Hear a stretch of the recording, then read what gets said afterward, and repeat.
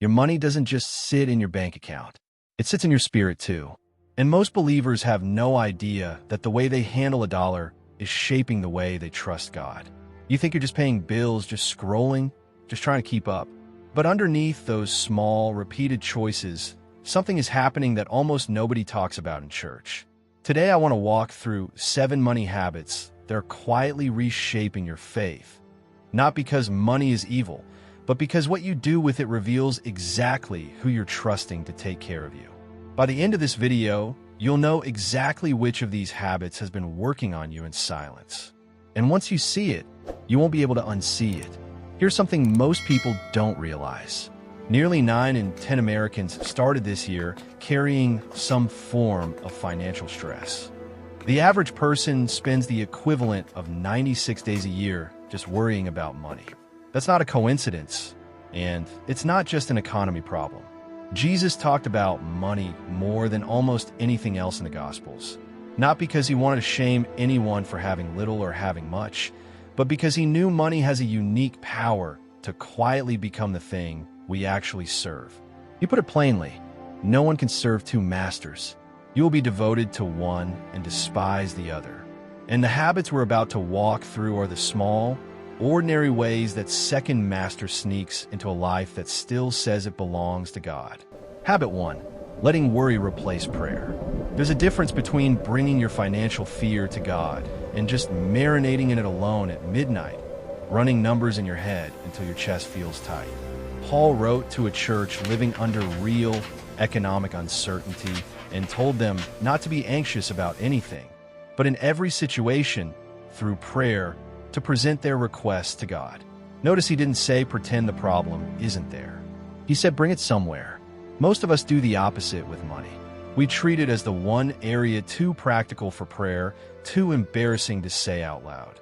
So we just worry instead, alone on a loop, getting nowhere. And here's the quiet cost.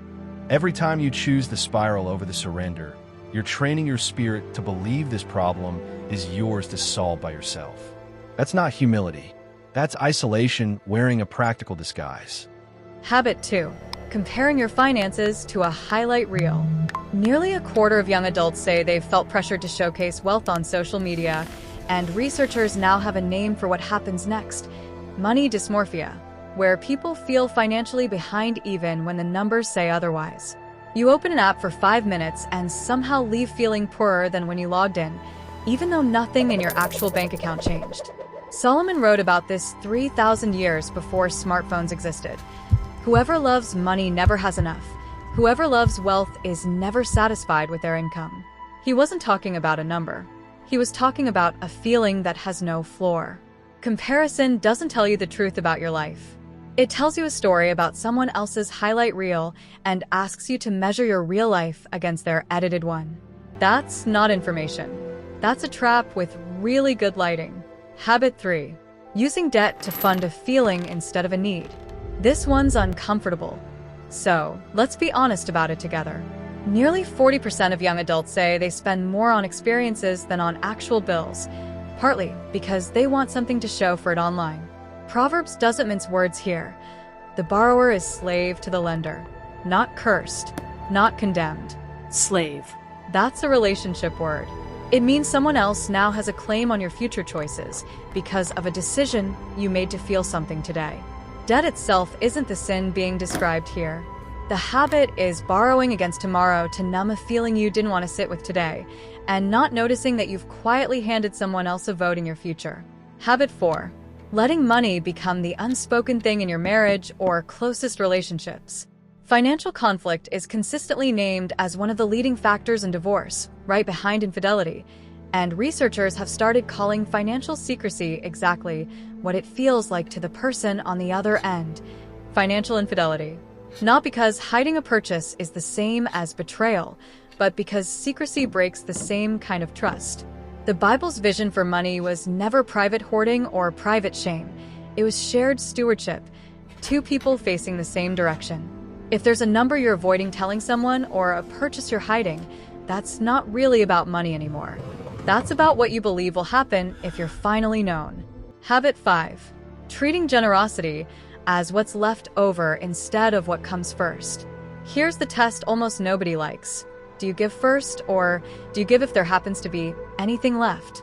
Scripture consistently frames giving as a heart posture, not a leftover habit.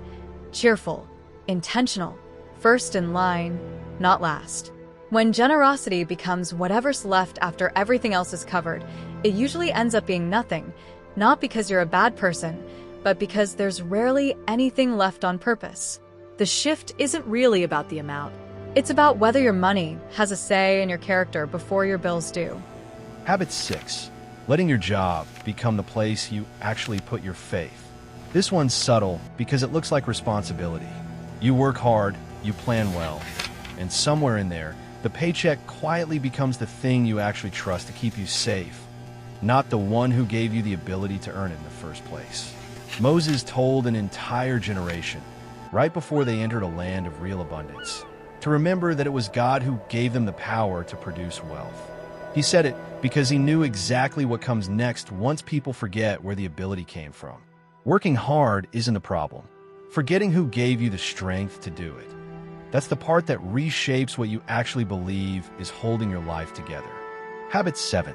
Making peace with a financial habit because changing it feels too hard. Maybe it's the spending you know isn't sustainable. Maybe it's the saving you keep promising to start next month. Maybe it's a debt you've stopped trying to climb out of because the mountain looks too big from here. There's a quiet kind of surrender that isn't faith. It's resignation wearing faith's clothes.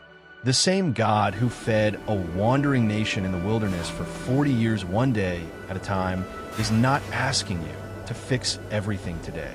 He's asking you to take the next honest step instead of deciding the whole thing is hopeless and walking away from trying. So here's what ties all 7 of these together. None of them are really about money. Not one. They're about which voice you actually believe when it tells you it's going to take care of you. The anxious voice in your own head, the curated voice on a screen, or the voice that's been saying the same steady thing since long before you were born. Wealth was never meant to be the point. It was never meant to be the enemy either. It was meant to be a tool in the hand of someone who already knows where their security really comes from. If one of these 7 hit closer to home than you expected, that's not a reason to feel ashamed.